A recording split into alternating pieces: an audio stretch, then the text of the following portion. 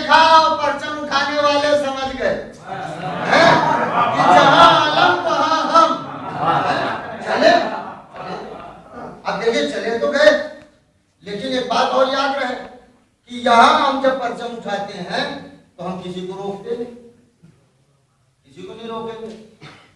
जो भी आए, चाहे जिस मजहब का हो, चाहे जिस तरह का हो, मानता हो न मानता हो, मगर वो अगर आ रहा है तो हम उसको नहीं रोकेंगे।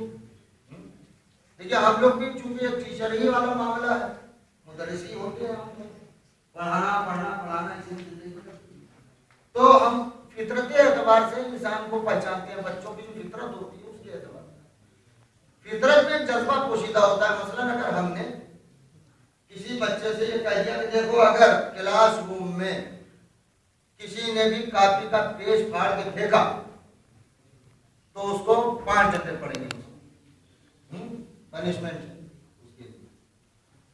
तो अब होता क्या है, मालूम क्लास से बैग से एक लड़के ने कॉपी निकाला, एक पेज फाड़ने के बाद उसने अपने आप से बचने के लिए दूसरे के बैग के नीचे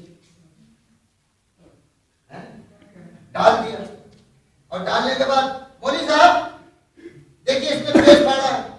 अब मौलवी साहब तस्दीक में लग गए, क्यों फाड़ा? कसम खुदा की मौलवी साहब ने नहीं फाड़ा, इसने फाड़ के रखा है।